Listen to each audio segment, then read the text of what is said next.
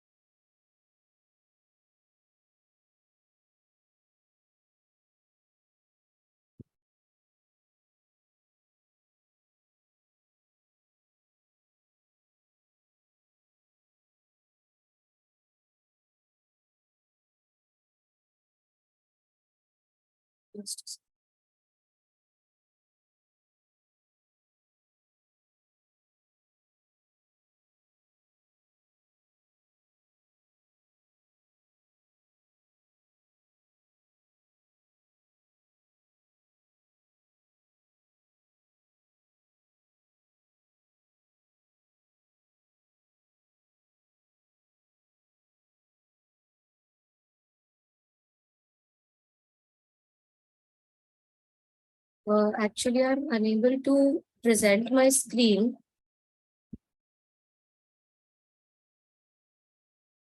Ma'am, you'll get an option of share screen. Just try seeing. I'm getting it, but it shows the host disabled participant screen sharing. Just a second, I'll make. You Just make give me a yourself as second. host. Yeah, no problems.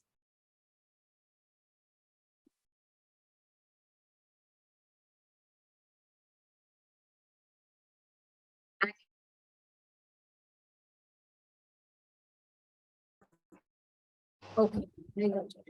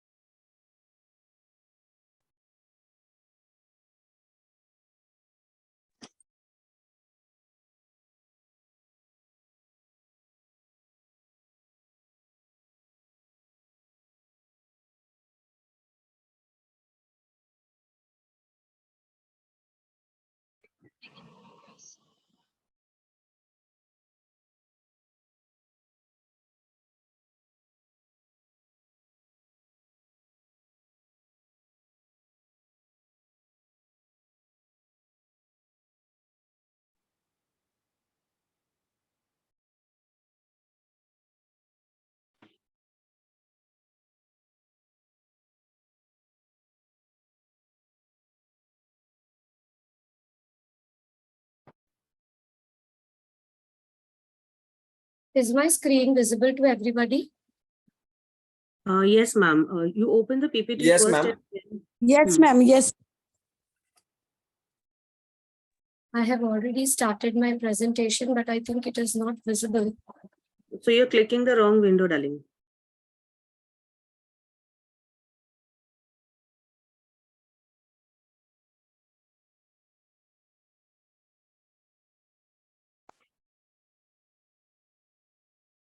Is it visible now?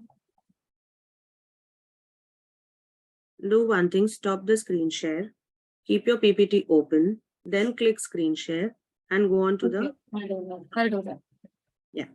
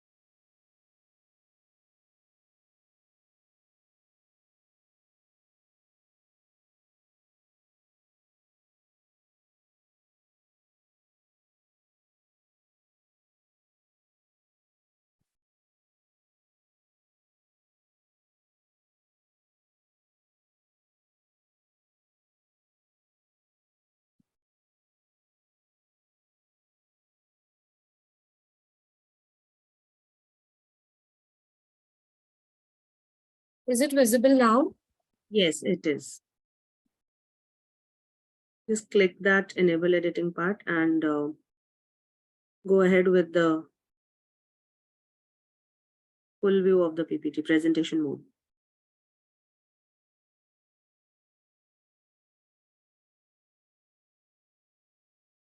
Okay. Good morning, everybody. So I'm going to continue the presentation from G20's agenda. Agenda is basically the objectives that the delegates of all the countries come together and work upon. The G20 agenda, which was launched as a forum for economic cooperation, focused majorly on some broad macroeconomic issues. But in due course of time and recognizing the need, it has expanded its agenda and included trade, climate change, sustainable development, health, agriculture, energy, environment, and anti-corruption. Because all these are the areas that actually are responsible for a nation to either develop or go to drains. So the G20 forum actually focused on these agendas. The agenda and mandate of G20 now addresses the needs of the current times in order to deliberate on and benefit its members. As you can see, the subtopics are given: climate change, sustainable development, health, because keeping in mind the sedentary lifestyle and the rise of various diseases very recently that took place, the pandemic, coronavirus pandemic, all these things actually have hit even the greatest economies. So the countries and the nations are able to resist and are well prepared for it in advance. All the delegate countries meet and they talk on and they discuss and they formulate policies on it. Agriculture, energy, environment being a major concern, then anti-corruption, climate change, all these are actually the agendas. Now, how does G20 presidency steer the G20 agenda? The G20 consists of two parallel tracks, the finance track and the Sherpa track. Is my screen visible to everybody? Afreen ma'am, the slides are not moving. So Here it is. That's what I think. You have to click on enable editing. you click on enable editing first. Okay.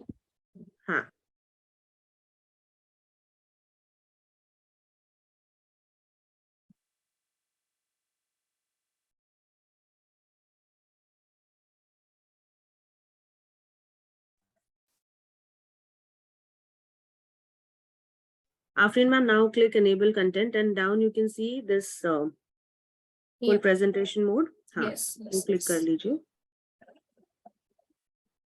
Yes. Okay. Thank you so much. Perfect. Thank you so Yeah. much. Yeah, welcome. How does G20 presidency steer the G20 agenda? Now the motion is raised. The G20 consists of two parallel tracks, the finance track and the Sherpa track. Swati ma'am in her presentation already spoke about what the Sherpa track is. As the name rightly suggests, Sherpa is actually a group of people who belong to Nepalese ethnic community and who serve as guides in the Himalayas. And that is why the name is here. Finance track consists of finance ministers and central bank governors. They are the leaders of the finance track, and Sherpa track is led by the Sherpas after the finance track. And a Sherpa is the representative of a head of state or head of government who prepares an international summit. So as I already mentioned, the name is derived from the Sherpa people, a Nepalese ethnic community who serves as guide in the Himalayas. Within the two tracks, there are thematically oriented working groups represented from the relevant ministries of the members, as well as from guest countries and invited international organizations. The work and the responsibility is actually fragmented into more sections for the smoother operation of the forum and of the delegatory countries. These working groups meet regularly throughout the term of each presidency. The Sherpas oversee negotiations over the course of the year, discussing agenda items for the summit and coordinating the substantive work of the G20. So, throughout the year, the country who is holding the presidency holds a number of meetings, summits throughout the nation, and there they come up with various suggestions and various notions to which the Sherpas are the ones who look over the negotiations and they formulate a plan and they coordinate the work, whether it is done and carried out in the right direction. Here is a short video which I would want everybody to have a look at.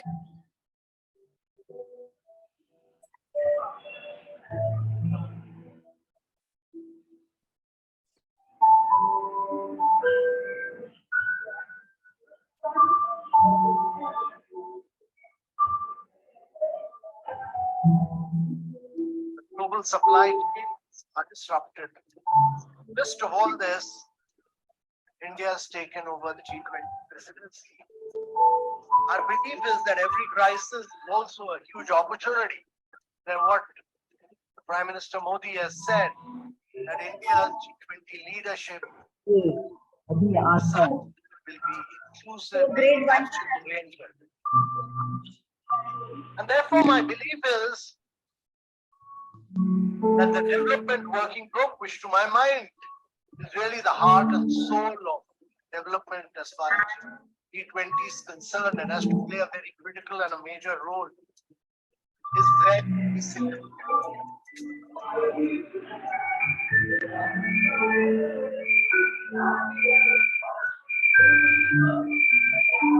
I would request everybody to please mute your video, mute your audio. It's disturbing.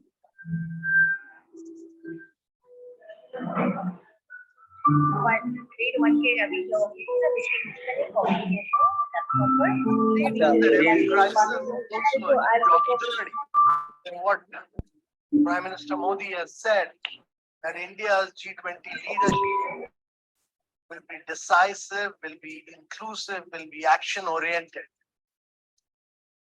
And therefore, my belief is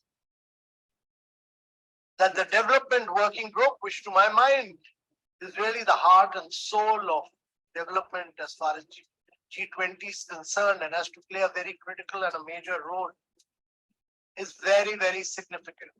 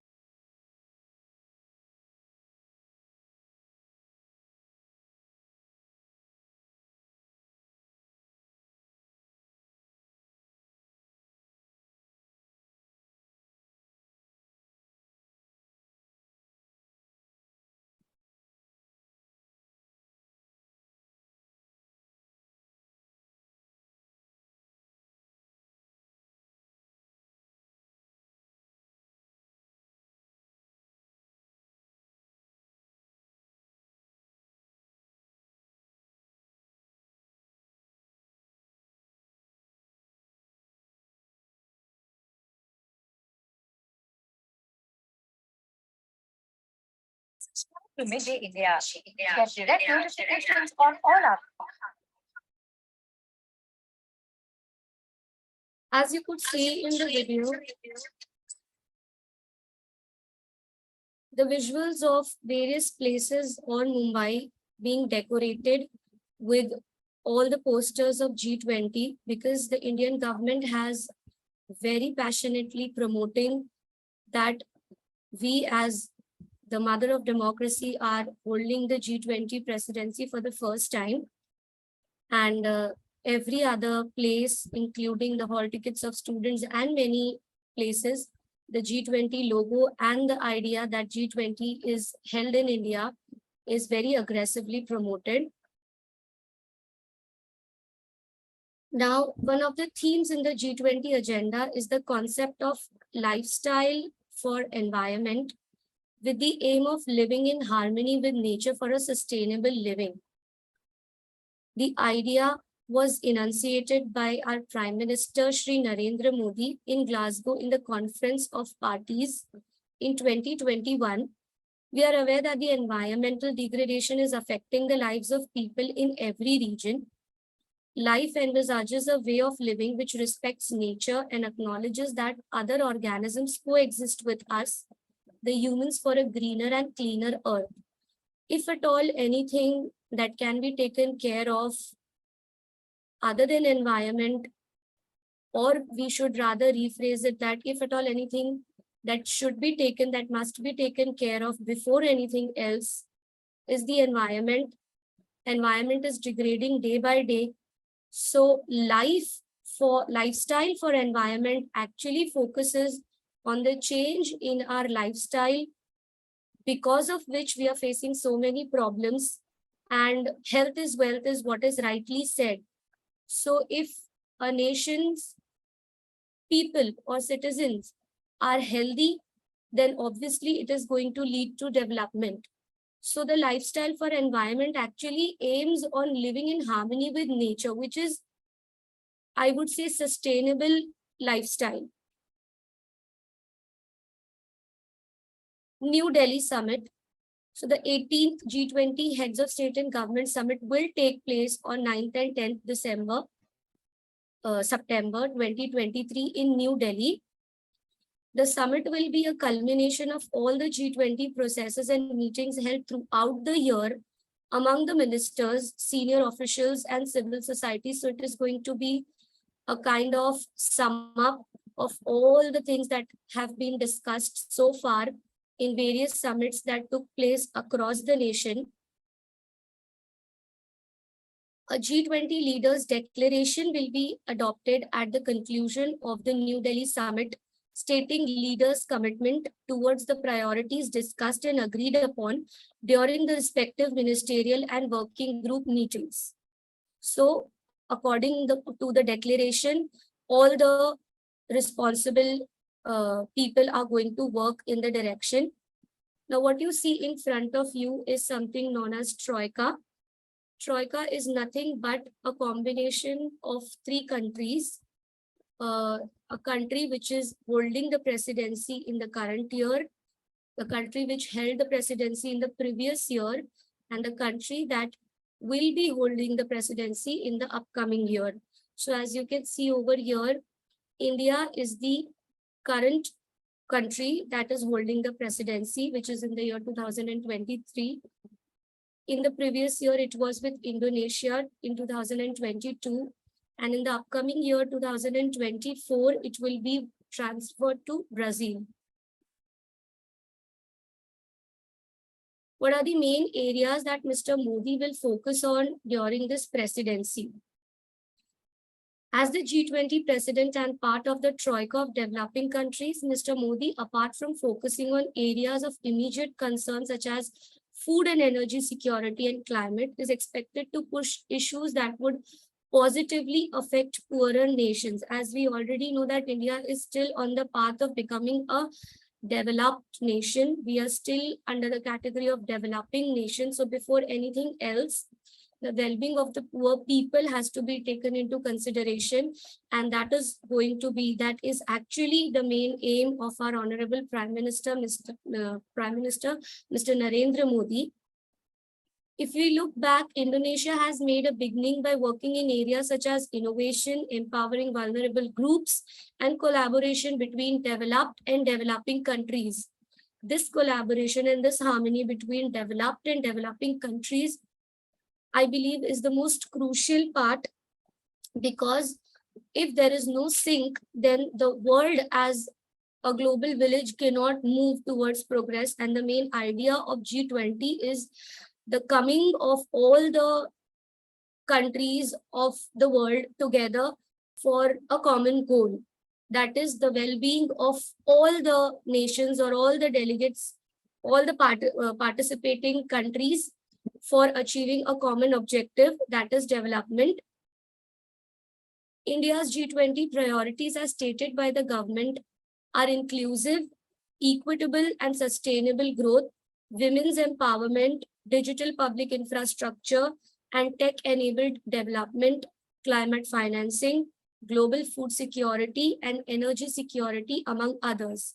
So India has set a clear-cut goal, has set a very clear and very discrete objective on which India is intending to work on and has successfully started many things. Let's hear it from our Prime Minister himself, what he has in mind when it comes to the objectives and what has he done for the same. Excellencies, Is it audible? Is today, the audio Excellencies, there? today we are focused on Yes, ma'am. Yes, ma'am. saving our citizens and economies from the effects of the global pandemic. Equally important is to keep our focus on fighting climate change. Climate change must be fought not in silos, but in an integrated, comprehensive, and holistic way. Inspired by our traditional ethos of living in harmony with the environment and the commitment of my government, India has adopted low carbon and climate resilient development practices. I am glad to share that India is not only meeting our Paris Agreement targets, but also exceeding them. India has taken concrete action in many areas. We have made LED light popular. This saves 38 million tons of carbon dioxide emission per year. Smoke-free kitchens have been provided to over 80 million households through our Ujjwala scheme. This is among the largest clean energy drives globally. There are efforts to eliminate single-use plastics. Our forest cover is expanding. The lion and tiger population is increasing. We aim to restore 26 million hectares of degraded land by 2030. And we are encouraging a circular economy. India is making next generation infrastructure such as metro networks, waterways, and more. In addition to convenience and efficiency, they will also contribute to a cleaner environment. We will meet our goal of 175 gigawatt of renewable energy well before the target of 2022. Now, we are taking a big step ahead by seeking to achieve 450 gigawatts by 2030.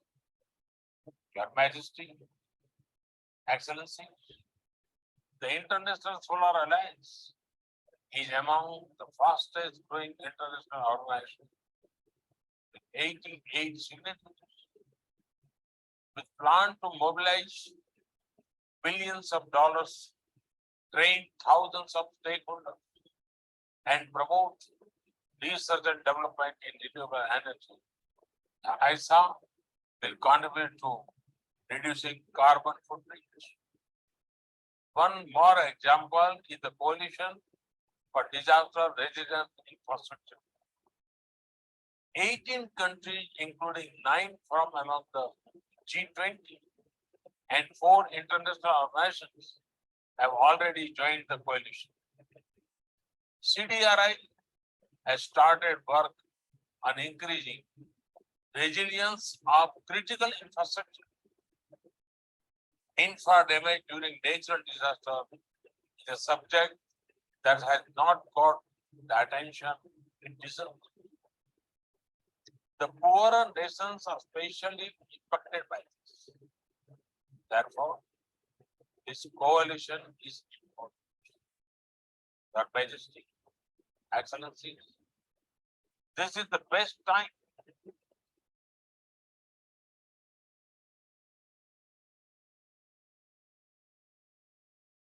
for further increasing research and innovation in new and sustainable technologies. We should do so in the spirit of cooperation and collaboration. The entire world can progress faster if there is a greater support of technology and finance to the developing world. Her Majesty, Excellencies, for humanity to prosper, every single individual must prosper. Rather than seeing labor as a factor of production alone, the focus must be on the human dignity of everyone. Such an approach would be the best guarantee for safeguarding our planet. Thank you.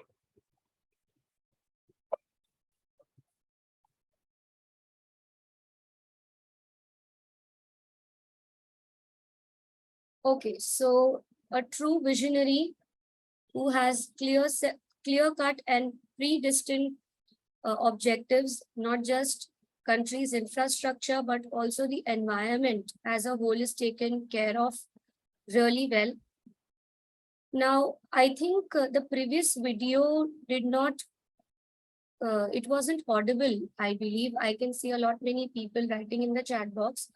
There was some technical glitch, I believe, because of which the audio was not played and only the video was visible.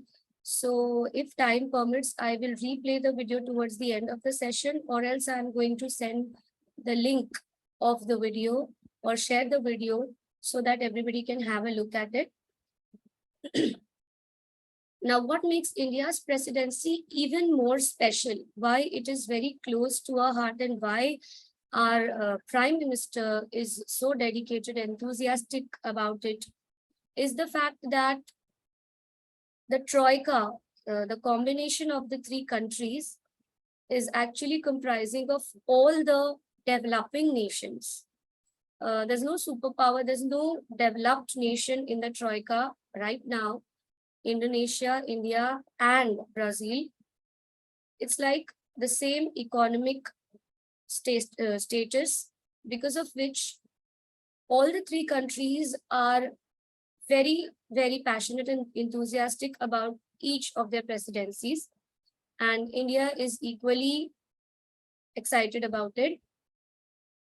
At the G20, the member holding the rotatory presidency every year works together with its predecessor and successor, together known as Troika, to ensure continuity of the agenda. Currently, Italy, Indonesia, and India are the Troika countries, okay? Whereas the forthcoming country will be followed by India, Brazil. When India assumes the presidency next month, it will be part of the Troika with its predecessor, Indonesia, and successor, Brazil.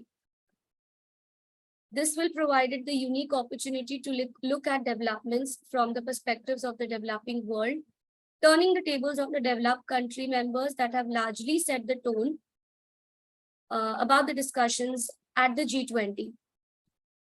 So all important issues that the G20 is focused on, be it food, security, rising interest rates, indebtedness among some developing countries, the digital economy or climate change, is likely to be viewed keeping its effect on the poor and the vulnerable strongly in consideration. Outcome of the G20 summit, Rome and Italy. So we have actually tried to go back in the previous 2 years, the countries that have held the presidency, what was the outcome of the summits that were held in that country throughout the year? What did they come up with as a solution? So here is a quick view of the same.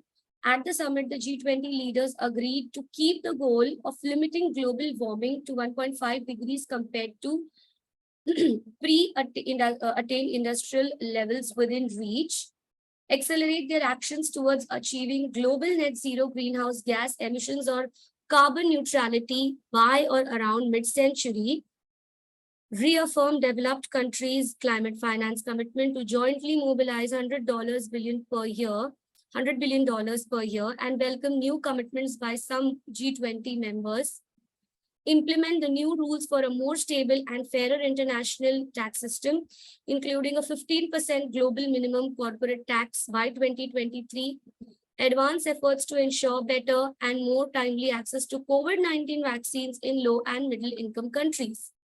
So if you see in a nutshell, environment and health forms the key to the outcomes of the summit that the presidency or the summit that was held in Rome, Italy.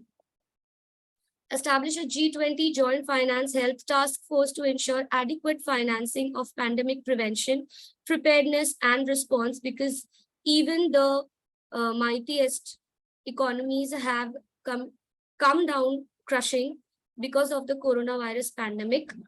Now, outcomes of the 2022 G20 Summit in Bali, Indonesia, a quick view of that as well. I will not spend much time on these two because we just intended to give you a brief information of what the two countries who have held the presidency in the previous 2 years actually came up with as a solution or as a resolution, I would say. On 15th and 16th November 2022, the Group of 20 held the 17th annual summit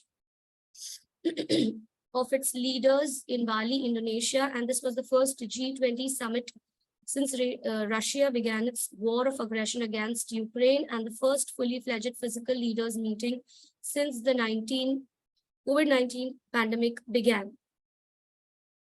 Then on the margins of the G20 summit, a series of meetings took place, notably between United States President Joe Biden and Chinese President, and the meeting of the leaders of the G7 NATO members.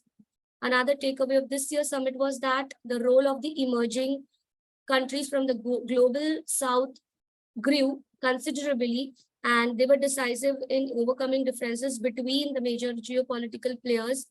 And the Bali summit was the first in a row of global south G20 presidencies.